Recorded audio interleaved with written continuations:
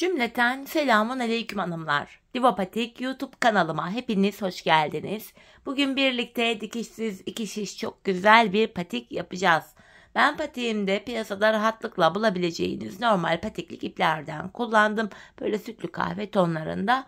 Şişlerimi ise 3 numara hanımlar böyle kısa 20 santimlik iki şiş ile yaptım. Hemen patiğimi de göstereceğim. İşte hanımlar, modelimiz bu şekilde. Ajurlu, çok güzel, çok şık bir patik yaptım. Üstelik yapılışı da oldukça kolay. Ve hanımlar, bu patiğimizin hiçbir yerinde dikişimiz yok. Gördüğünüz gibi baştan sona dikişsiz yapıldı. Modelimiz bu şekilde. Çok şık, çok zarif oldu. Çeyiz için de çok uygun. Hanımlar, bu patik benim elimin ölçülerine göre 37, 38 ve 39 numara ayaklar için uyumlu oldu. Hemen patiğimize başlayalım. Burun kısmından başlıyorum hanımlar. Ben patiğime şöyle ipimin ucunda küçük bir miktar ip bıraktım. 12 ilmek atacağım. Birinci ilmeğim, 2, 3, 4, 5, 6, 7, 8, 9, 10, 11 ve 12. 12 ilmeğimi attım. Şimdi geri dönüyorum. Geri döndüğümüzde arka yüzdeyiz. Burada biraz ipimiz kaldı. Bu ipimiz beklesin. Patiğimizin tabanını yaparken aynı ipi tekrar kullanacağız hanımlar. Şimdi geri döndüm. Kenar ilmeğimi örmeden alıyorum. Arka yüzde ilmeklerimin tamamını ters olarak örüyorum.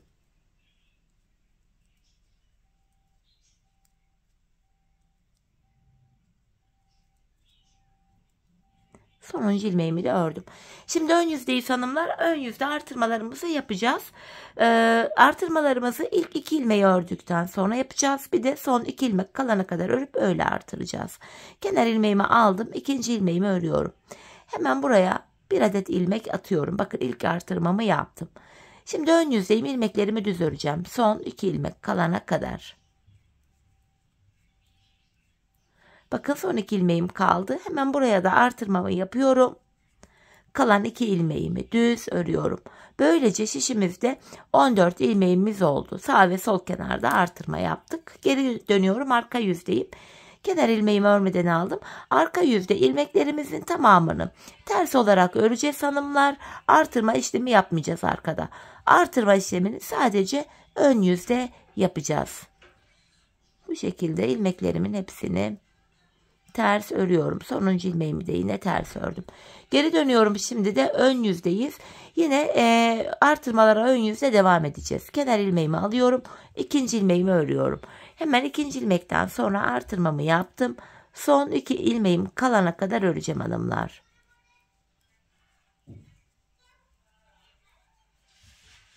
Bakın, son 2 ilmek kaldı. Hemen artırmamı yapıyorum. Kalan 2 ilmeğimi normal düz örüyorum. Böylece 16 ilmeğimiz oldu.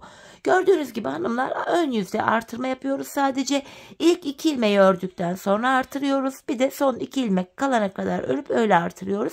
Arka yüzde artırma yapmıyoruz. İlmeklerimizi tamamen ters örüyoruz. Şimdi geri döneceğiz. Arka yüzde ilmeklerin hepsini sıra sonuna kadar ters öreceğiz. Ardından ön yüzde 2 ilmek öreceğiz. Artırma yapacağız. Son 2 ilmek kalana kadar öreceğiz. Tekrar sol kenardan da artırmamızı yapacağız. Biz bu artırma işlemini şişimizde toplamda 28 ilmeğimiz olana kadar devam edeceğiz hanımlar. Şimdi hep birlikte 28 ilmek olana kadar artırmalarımızı yapalım, gelelim. Ardından birlikte modelimizi kuralım. Evet hanımlar, ben 28 ilmeğim olana kadar artırmalarımı yaptım. Arka yüzde de ilmeklerimi ters ördüm. Şimdi ön yüzdeyim. Artık artırma yapmayacağız. 28 ilmek olarak patiğimizi öreceğiz. Modelimizi de kuracağız. Bu ajurlu modelimiz hanımlar 2 ilmek üzerine kuruluyor. Model aralarında birer ilmekte tersimiz var. Öncelikle kenar ilmeğimi alıyorum. Kenar ilmeğimden sonra hemen modele başlayacağım. İpimi şişime doluyorum. Yani ajurumu yapıyorum. Öndeki 2 ilmeği kesiyorum. Şöyle ilk modelimizi yaptık. Sola doğru kesim yaptım. Model arasında bir ilmek tersim var. Ters örüyorum. Bu ters ilmekleri arka yüzde düz olarak öreceğiz. Ön yüze ters düşecek. Şimdi ikinci modeli yapacağım. Artırma yapıyorum. Yani ajur yapıyorum. Öndeki 2 ilmeği kesiyorum. İkinci modeli de yaptık. Arada bir ilmek tersimiz var. Diğer modeli yapacağız. Önce ipimi şişime şöyle doluyorum. Ajur yapıyorum ve öndeki 2 ilmeğimi kesiyorum. Arada bir tane tersim var. Şimdi diğer modeli yapacağız. Ajur yapıyorum. Öndeki 2 ilmeğimi kesiyorum. Model arasında bir tane tersim var. Ajur yapıyorum. Öndeki 2 ilmeğimi kesiyorum. Arada bir tane ters ilmeğim var. Ajur yapıyorum. Öndeki 2 ilmeği kesiyorum. Arada bir ilmek tersim var. Ajur yaptım. Öndeki 2 ilmeğimi sola doğru kesiyorum. Arada bir ilmek tersim var. Ajur yaptım. Öndeki 2 ilmeği kestim. Arada bir ilmek tersim var. Tekrar ajur yaptım. Öndeki 2 ilmeğimi kestim. Başka model yapacak ilmek kalmadı. Kenar ilmeğimi de düz olarak örüyorum. Şimdi arka yüzdeyiz hanımlar. Arka yüzde ajurlu modelimizin 2 ilmeğini ters öreceğiz. Kenar ilmeğimi alıyorum önce. Bakın örmeden aldım. 2 tane ajurlu modelimin ilmeğini ters örüyorum. Ön yüzde ters ördüğüm ilmekleri düz örüyorum. 2 ilmek ters örüyorum. 1 ilmek düz. 2 tane ters örüyorum. 1 düz. 2 ilmek ters. 1 düz. 2 ters. 1 düz. 2 ters. 1 düz. 2 ters. 1 düz. 2 ters. 1 düz.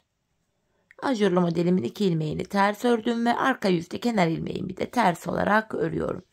Şimdi geri döndük hanımlar. Ajurlu modele devam edeceğiz. İlk ajurlu modelimizi yaparken önce ajur yapmıştık. Sonra sola doğru kesim yapmıştık. Şimdi yapacağımız işlem şu. Kenar ilmeğimi yine örmeden alıyorum. Bu 2 ilmek üzerinden önce sağa doğru kesim yapacağım. Sonra da ajur yapacağım. Ben sağa doğru kesim hanımlar şöyle yeniden göstereyim. Şöyle içe doğru girerek şuradan alarak da sağa doğru kesim yapılabilir. Ama ben öyle zorlandığım için sağa doğru kesimimi şöyle yapıyorum. İkinci ilmeğimi ilk ilmeğimin önüne şöyle bırakıyorum. İkisini keserek örüyorum. Ardından bir tane ipimi şişime doladım. Yani ajurumu yaptım. Aradaki ters ilmeğimi ters örüyorum. Şimdi tekrardan bu 2 ilmeği sağa doğru kesim yapacağım. İkinci ilmeğimi ilkin önüne getirdim. İkisini keserek örüyorum. Bir tane ajur yapıyorum. Yani ipimi şişime doladım. Aradaki bir ters ilmeğimi ters örüyorum. Şimdi bir diğer modelimizi yapacağız. Hemen şurada ilmekleri karıştırdım. Aferin bana şu anda. Şurada hemen ilmeğimi şöyle düzelttim. Evet. Yine öndeki 2 ilmeği alıyorum. İkinci ilmeğimi ilkin önüne getirip ikisini keserek örüyorum ve ajurumu yapıyorum. Arada bir ilmek tersim var. Yeniden sağa doğru kesim yapacağız hanımlar. Ajurumuzu yapacağız. Aradaki ters ilmeğimiz ters. Tekrardan sağa doğru kesim yapacağım. Ajurumu yapacağım ve araya bir ilmek ters öreceğim. Bu şekilde sağa doğru kesim yapıyorum. Kesimden sonra ajurumu yaptım ve araya bir ilmek ters ördüm. İlk ajurlu modelde önce ajur yapıyorduk. Sonra 2 ilmeği sola doğru kesim yapıyorduk. İkinci ajurda da hanımlar önce sağa doğru kesim yapıyoruz. Ardından ajurumuzu yapıyoruz. Tekrar ajurumu yaptım. Araya bir ilmek ters ördüm. Bakın son modeli yapıyorum şimdi. Tekrar sağa doğru kesimimi yaptım. Ajurumu yapıyorum. Hemen yandaki bir kenar ilmeğimi düz örüyorum. Modelimiz bu şekilde hanımlar. İki şekilde ajur yapıyoruz. İlkinde önce ajur yaptık. Sonra sola doğru kesim yapmıştık. İkinci ajurumuzda da önce sağa doğru kesim yaptık. Sonra ajur yaptık. Şimdi arka yüzde ilmekleri yine gördüğümüz gibi öreceğiz. Kenar ilmeğimi alıyorum. Ajurlu modelimin 2 ilmeğini ters örüyorum. Aradaki bir ilmeği düz.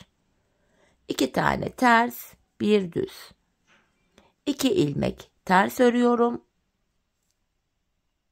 İkinci ters ilmeğim, buraya da ajur yapmayı unutmuşum hemen. Kız ne oldu, bana nazar mı değdi, ne oldu şu an? Hemen buradaki bakın ajurlu modelim, yanlış yaptım. Hemen düzeltiyorum ilmeğimi. Kesim yaptıktan sonra şurada ajurumuz olacaktı. Şu ilmeği şöyle alıyorum, ajurumu. 2 ilmek ters örüyorum. Kesim yapıp ajur yapıyorduk. Ajur yapmayı unutmuşum. Alttan ilmek çıkararak ajurumu tekrardan bakın buraya oluşturdum. Bir ilmek düz örüyorum. 2 tane ters. Bir düz. 2 ters. Bir ilmek düz. 2 ters. Bir düz. 2 ters. Bir düz. 2 ters. Bir düz. 2 ters ve kenar ilmeğimi de arka yüzde ters olarak ördüm. Evet hanımlar, ikinci ajuru da tamamladık. Ajurun birini ilk yaptığımız gibi yaparken ikincisini de sağa doğru kesim yapıp öyle yapmıştık. Şimdi tekrardan sırasıyla bakın kenar ilmeğimi örmeden alıyorum. Bir önceki ajurda sağa doğru kesim yapmıştık. Sonra ajur yapmıştık. Şimdi tekrardan ilk modele geri döndüm. Önce ajur yapıyorum. Sonra öndeki iki ilmeği sola doğru kesiyorum. Ajurun biri sağda olurken diğeri solda olacak hanımlar. Bir diğer modeldeki ajur solda olacak. Araya bir ilmek ters örüyorum. Tekrar ajur yaptım. Öndeki iki ilmeği kesiyorum. Bir ilmek ters ördüm. Ajur yapıyorum. Öndeki iki ilmeği kesiyorum. Bir ilmek ters ördüm. Ajur yapıyorum. Öndeki iki ilmeği kesiyorum. Arada bir tane tersim var. Ajur yaptım. Öndeki iki ilmeğimi kesiyorum. Arada bir tane tersim var. Ajur yapıyorum. Öndeki iki ilmeğimi kestim. Arada bir tane tersim var. Ajur yaptım. Öndeki iki ilmeğimi kesiyorum. Arada bir ilmek tersim var. Ajur yaptım. Öndeki iki ilmeğimi kesiyorum. Arada bir ilmek tersim var. Ve en son yine ajur yapıyorum. Öndeki iki ilmeği kesiyorum. Ve kenar ilmeğimi normal düz örüyorum. Bu şekilde 3. ajurlar modelimizi de yaptık. Şimdi geri dönüyoruz. Yine arka yüzdeyiz. Arka yüzde yine ilmekleri gördüğümüz gibi öreceğiz. Kenar ilmeğimi örmeden aldım. Ardından 2 ters, 1 düz. 2 ters, 1 düz. 2 ters, 1 düz. 2 ters, 1 düz. Yine 2 ters, 1 düz. 2 ters, 1 düz. 2 ters, 1 düz, 2 ters, 1 düz, 2 ters ve son kenar ilmeğimi de ters olarak ördüm. Şimdi geri dönüyoruz hanımlar. Bakın 3. ajuru yaptık. Şimdi sırasıyla gidiyordu ajur modelimiz. Öncelikle kenar ilmeğimi örmeden alıyorum.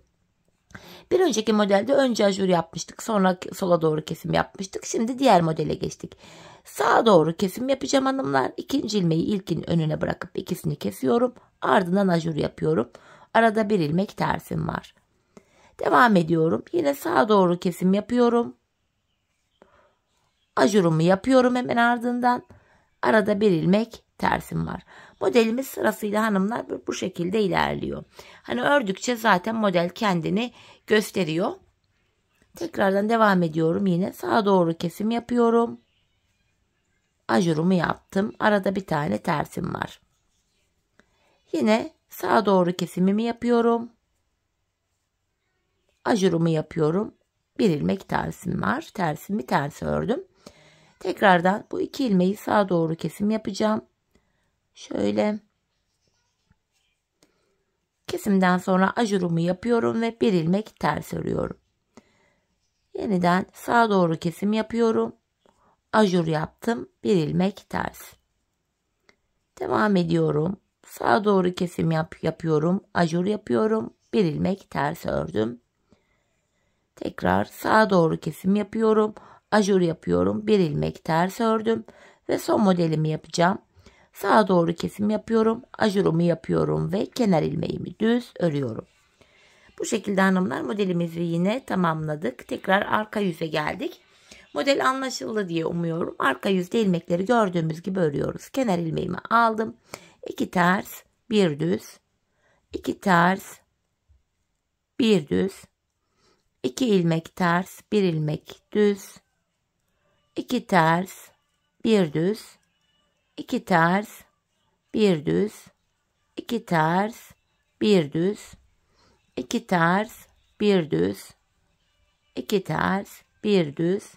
2 ters ve son kenar ilmeğimi arka yüzde ters olarak örüyorum. Bakın hanımlar, modelimiz gördüğünüz gibi oluştu. Bu şekilde devam edecek.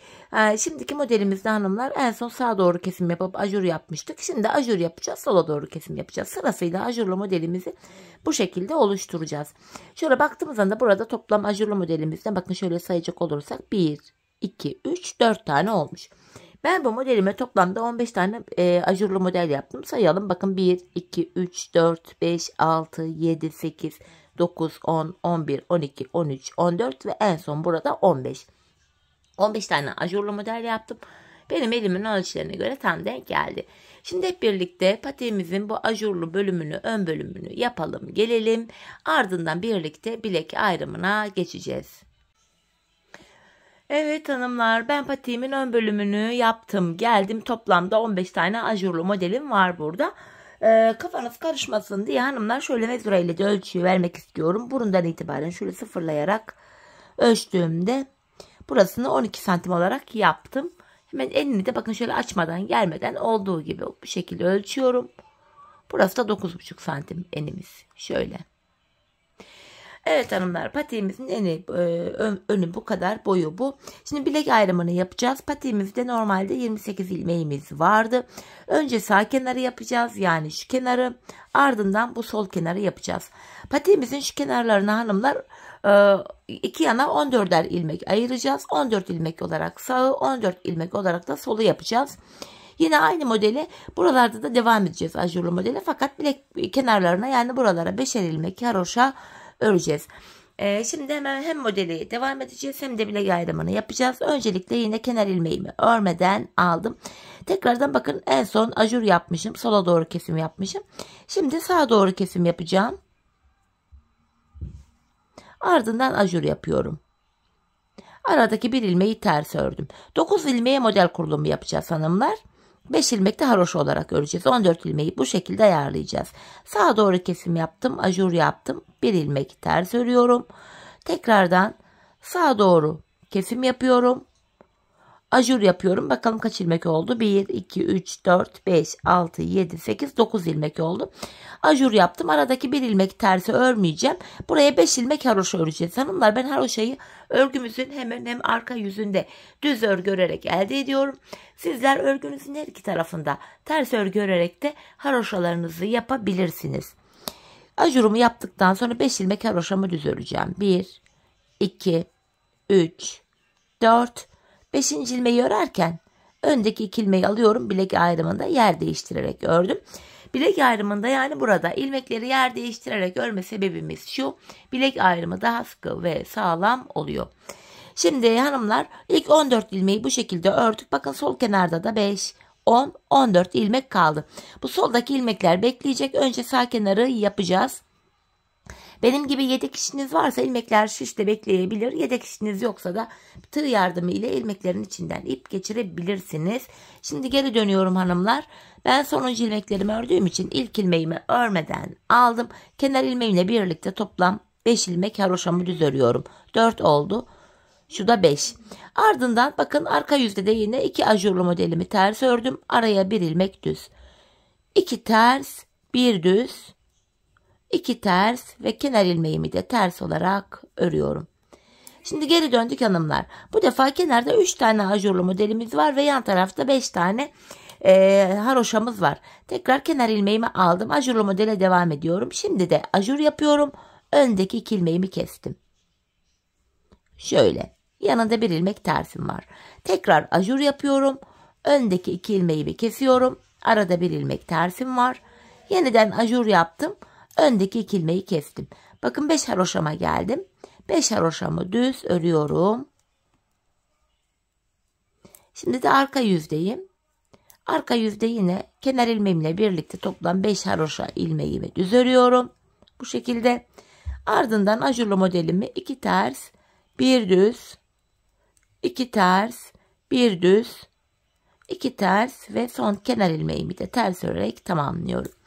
Baktığımız anda hanımlar, hem ajurlu modelimiz devam ediyor hem de bilek ayrımını yaptık. Burada 2 diş haroşamız oluştu. Sırasıyla hanımlar bir tane daha model yapalım kenara.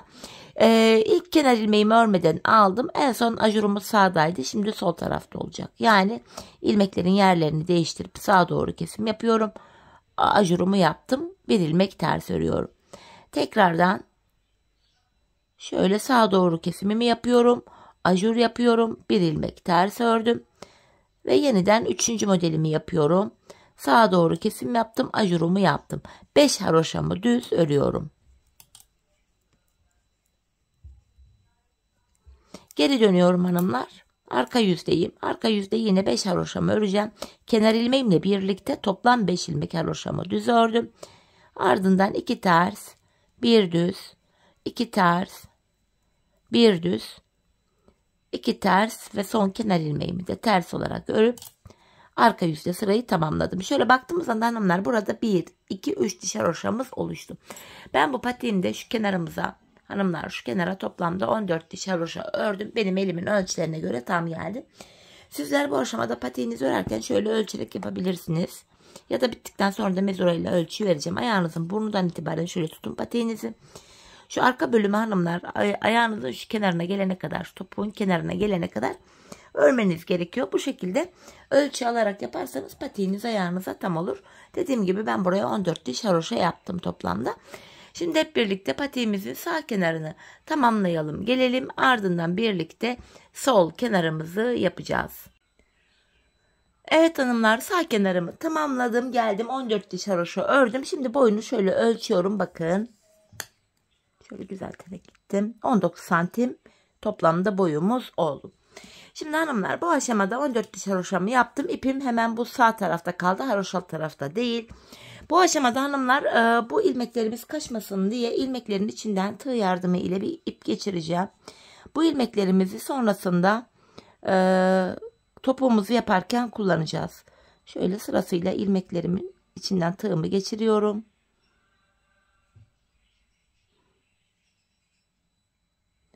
Şöyle bir tane ip geçireceğim. Hani yedek şişiniz varsa burada şişler de bekleyebilir ama tabanımız yaparken şişler elime takılmasın diye ben böyle ip geçiriyorum hanımlar. Daha pratik oluyor.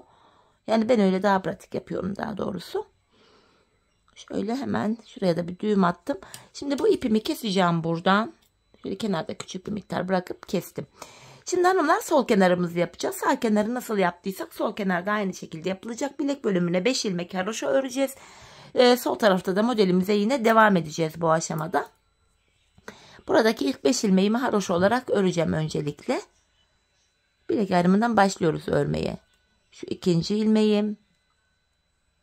Hemen 2 ilmek ördükten sonra ipimin ucunu da şurada kendisine bağlayayım, patiğimiz sökülmesin diye.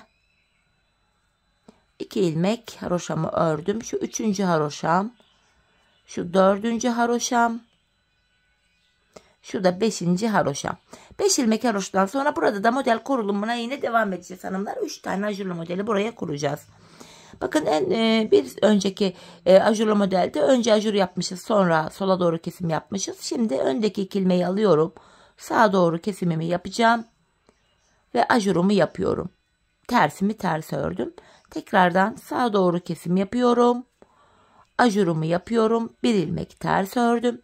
3. ve sonuncu modelimi yapıyorum. Şimdi sağa doğru kesimimi yapıyorum. Ajurumu yapıyorum ve kenar ilmeğimi düz örüyorum.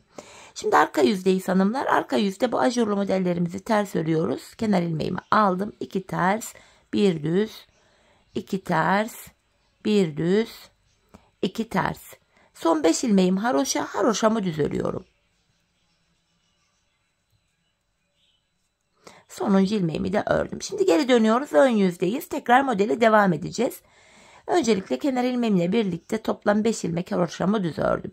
Hemen modele devam edeceğiz. Şimdi ajur yapıyorum. Öndeki 2 ilmeği kesiyorum. Arada bir tersim var. Ajur yapıyorum. Öndeki 2 ilmeği kesiyorum. Arada bir tersim var. Ajur yapıyorum. Öndeki 2 ilmeği kesiyorum. Kenar ilmeğimi düz ördüm.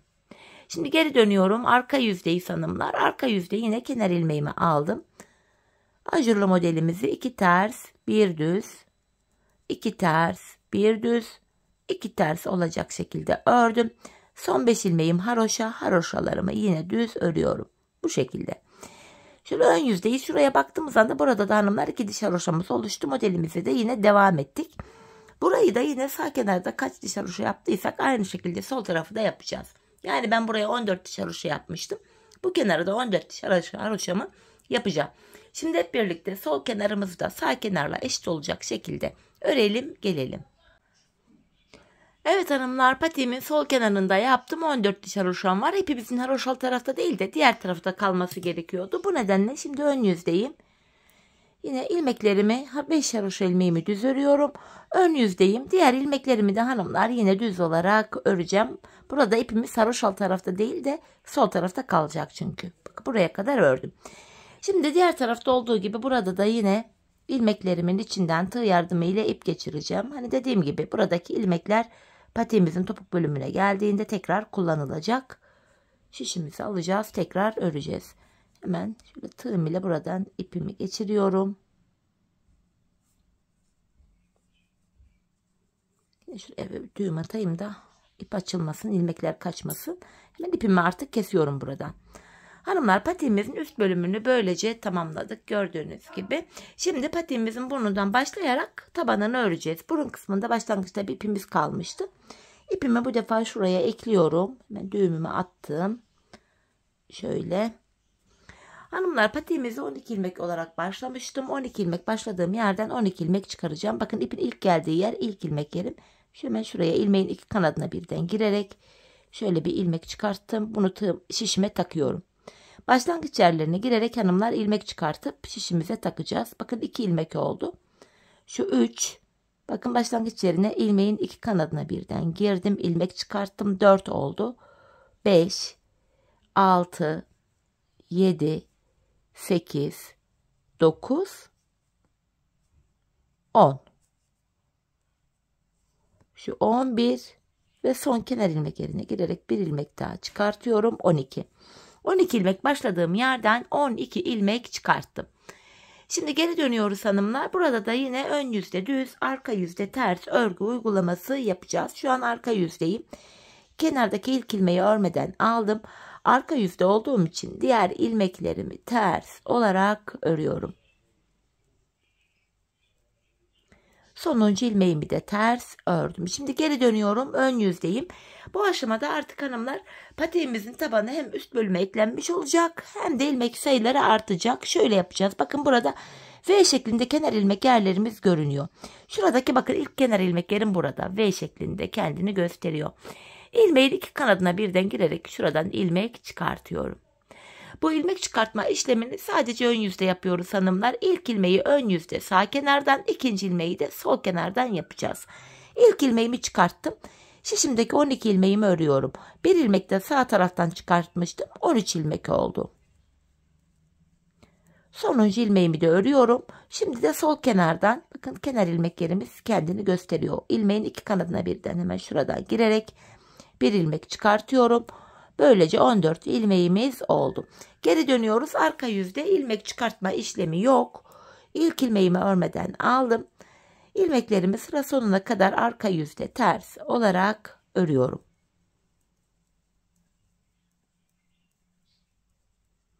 Sonuncu ilmeğimi de ters ördüm. Şimdi geri dönüyoruz. Ön yüzdeyiz. İlmek çıkartma işlemine devam edeceğiz. Bir sıra sonraki yani sıradaki kenar ilmek yerine giriyorum. Şöyle. Bir ilmek çıkarttım. Şimdi 15 ilmeğimiz oldu hanımlar. Diğer ilmeklerimi düz olarak öreceğim. Bu şekilde hepsini örüyorum. Sonuncuyu da ördüm. Şimdi bu defa sol kenardan sıradaki kenar ilmek yerine girerek ilmek çıkartıyorum. 16 ilmeğimiz oldu. Geri dönüyorum hanımlar. Yine arka yüzdeyim. İlk ilmeği örmeden aldım. İlmeklerimi ters olarak örüyorum. Çünkü arka yüzde ilmek çıkartmıyoruz. İlmekler sadece ters örülüyor. Sonuncu ilmeğimi de ters ördüm. Şimdi geri dönüyorum tekrar. Yeniden ön yüzdeyiz. İlmek çıkartma işlemine devam edeceğiz. Hemen şu kenara ilmeğin iki kanadına birden girerek ilmeğimi çıkarttım. Burada 16 ilmek vardı. Bir ilmek de buradan çıkarttım. 17 oldu. Diğer ilmeklerimi sırasıyla öreceğim.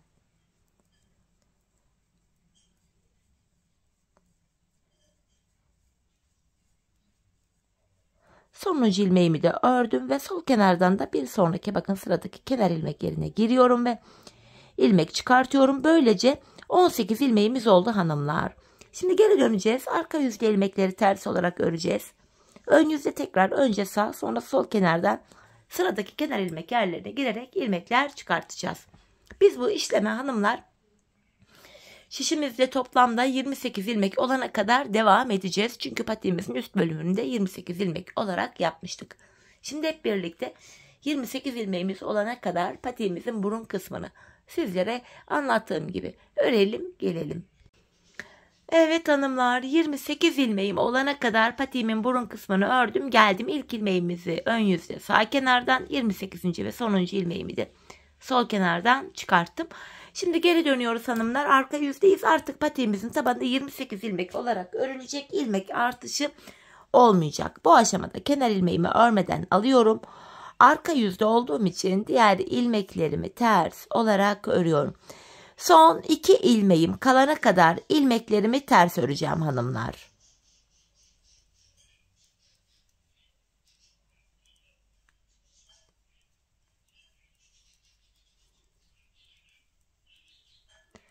Bakın son 2 ilmeğim kaldı. Son 2 ilmeğimi arka yüzde olduğum için tersten keserek örüyorum. 27 ilmek kaldı. Şimdi geri döndüm, ön yüzdeyim. Yine sıradaki kenar ilmek yerine girerek bir ilmek çıkartıyorum. Tekrar 28 ilmeğimiz oluyor. Şimdi ön yüzdeyim. Bu defa ilmeklerimi düz olarak öreceğim hanımlar. Bu defa yine son 2 ilmek kalana kadar öreceğim. Burası düz örgü olduğu için düz yerleri hızlıca örüyorum.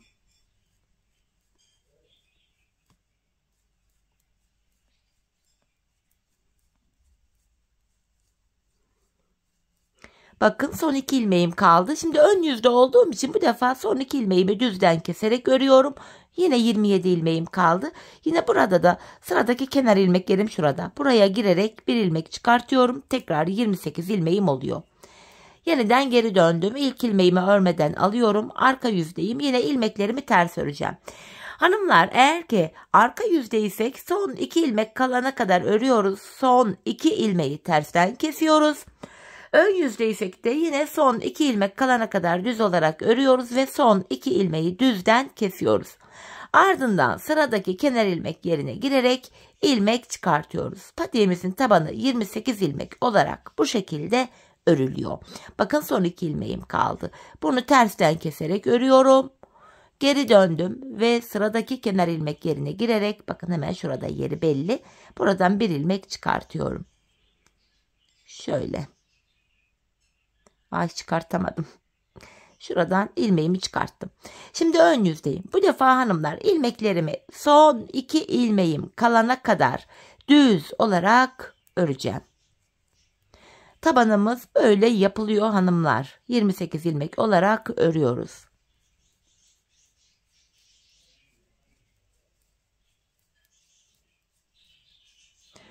Bakın yine son 2 ilmeğim kaldı. Ön yüzdeyim. Son 2 ilmeğimi düzden kesiyorum ve sıradaki kenar ilmek yerine girerek ilmeğin 2 kanadına birden bir ilmek çıkartıyorum. Patiğimizin tabanı böyle örülüyor hanımlar. Biz bu işlemi buraya ve şuraya gelene kadar, bakın son kenar ilmek yerlerine gelene kadar devam edeceğiz. 28 ilmek olarak tabanımızı öreceğiz. Şimdi hep birlikte son kenar ilmek yerlerine gelene kadar patiğimizin tabanını örelim gelelim. Ardından topuk kesimine başlayalım. Evet hanımlar, patiğimin taban bölümünü son kenar ilmek yerlerine gelene kadar ördüm geldim. Bu aşamada hemen şu ipe takılı olan ilmeklerimiz vardı. Bu ilmeklerimi şişime aktaracağım. Topuk bölümüne geldik. Bu ilmekleri artık kullanacağız. Şimdi sırasıyla ilmeklerimi şişime takıyorum kaçırmadan. Ve artık ipimi çekiyorum. Hemen şu kestiğimiz ipimin ucunu şu ana ipime yine bağlıyorum. Şimdi hanımlar geri dönmeyeceğiz. Bu şişe taktığımız ilmeklerimizi şu an ön yüzdeyim düz olarak öreceğim. Şimdi ipimizin ucunu da gizleyerek getireyim. Şöyle üzerinden atlatarak gizledim. İlmeklerimi düz örüyorum. Son 5 ilmeğim haroşa. Bu haroşalar yine haroşa olacak şekilde örülüyor. Sonuncu ilmeğimi de ördüm. Şimdi geri dönüyorum hanımlar. Arka yüzdeyiz. Arka yüzde yine kenardaki 5 ilmek haroşamı öreceğim. Şu 2, 3, 4, 5.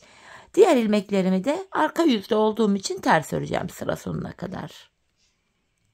Hanımlar, tabanımızda 28 ilmek vardı. Sağ ve sol kenarda da 14'er ilmeğimiz vardı. Bütün ilmekler tek şişte toplanacak. Böylece şişimizdeki toplam ilmek sayısı 56 olacak. Birazdan diğer kenardaki ipe takılı olan ilmekleri de yine şişime alacağım. Onları da öreceğim. Böylece hepsi tek şişte toplanmış olacak.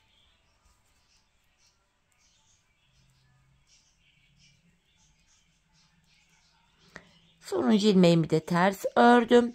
Şimdi burada ipe takılı olan ilmeklerimiz vardı. Yine bu ilmeklerimi hemen takacağım. İpi çekip öyle de takabiliriz ama hani ilmekler kaçmasın diye böyle garanti altına almak istedim. Şöyle sırasıyla ilmeklerimi de takıyorum.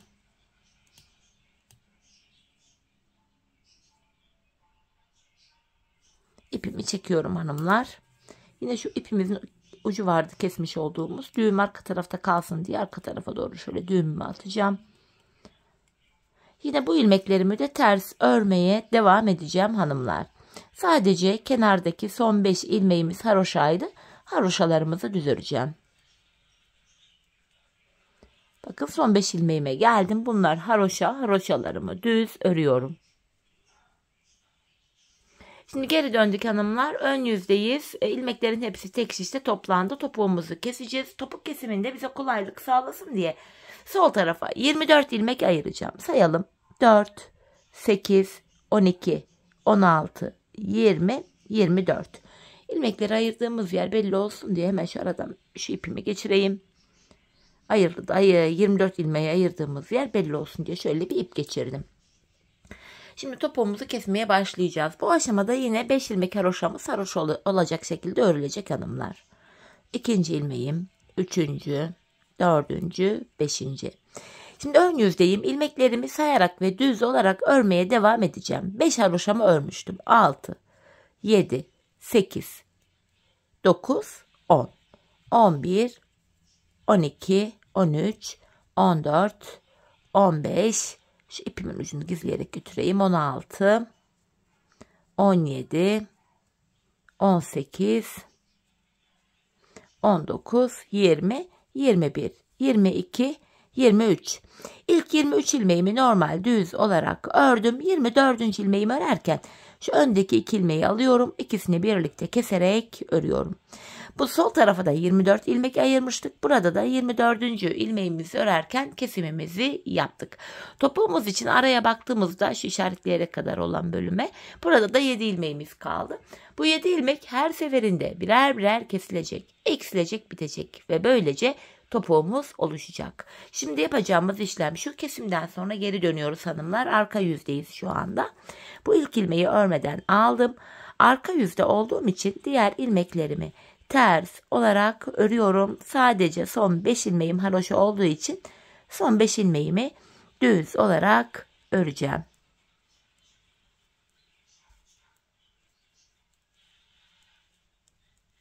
Son 5 ilmeğim düz örüyorum. Şimdi geri döndüm. Ön yüzdeyiz. Bir önceki sırada yaptığımız işlemin aynısını yapacağız. Yani 23 ilmek öreceğiz. 24. de kesimimizi yapacağız.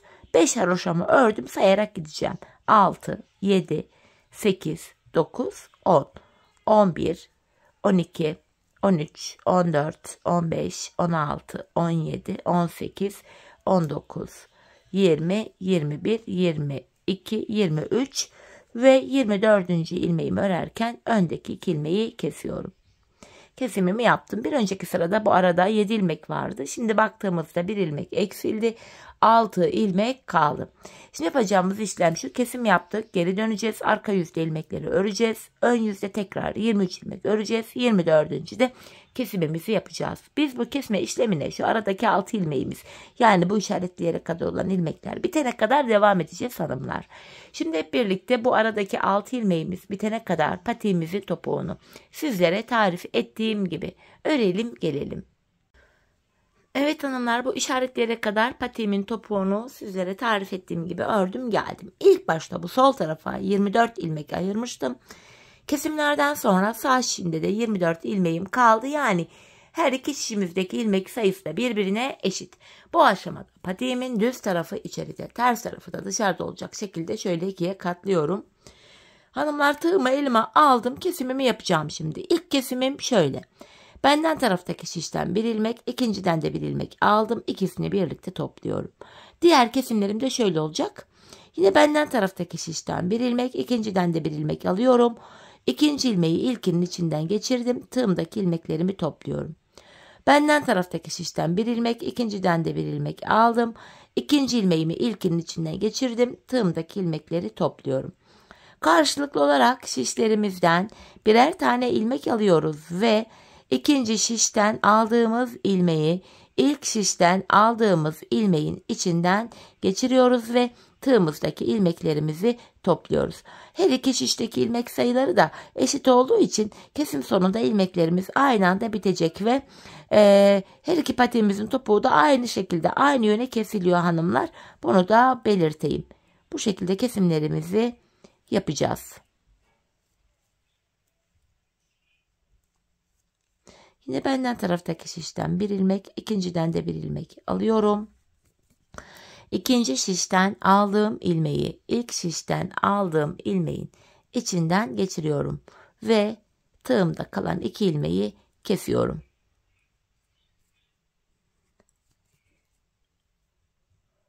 Şöyle devam ediyorum ilmeklerimi kesmeye.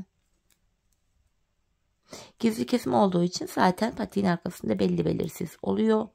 Çok şık yakışıyor bu tarz topuk kesimi patiklere. 5 diş patiklerimde de yine aynı yöntemi kullanıyorum hanımlar.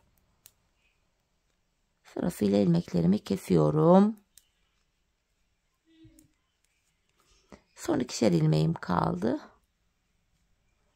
Ve son birer ilmek. Bu aşamada önce benden taraftaki sonra ikinci şişindeki ilmeğimi tığıma aldım. Tığımda 3 ilmeğim var.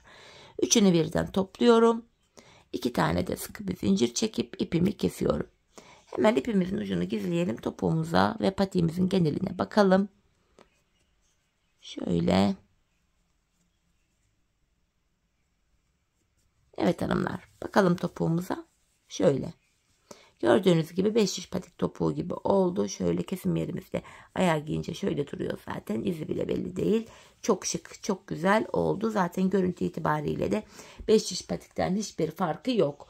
Dikişsiz olması itibariyle de gayet kullanışlı ve rahat oldu. Hemen manken ayağıma giydireyim hanımlar. Bir de modelimizi ayağımızda görelim. 5 diş patik bilmeyen ve seven hanımlar için de iyi bir fikir oldu diye düşünüyorum. Ben severek, beğenerek yaptım. Umarım sizler de benimle birlikte beğenerek, severek yaparsınız. İşte hanımlar, patiğimiz bu şekilde. Ayaktaki hali. Şöyle kenarlarımız, patiğimizin tabanı, topuk kısmı. Model bu. Evet hanımlar, yine birlikte güzel bir modelin daha sonuna geldik. Umarım sizlere faydalı, hoş bir video olmuştur. Yeni modellerde, yeni videolarda buluşmak dileğiyle. Şimdilik hoşça kalın, sağlıcakla kalın.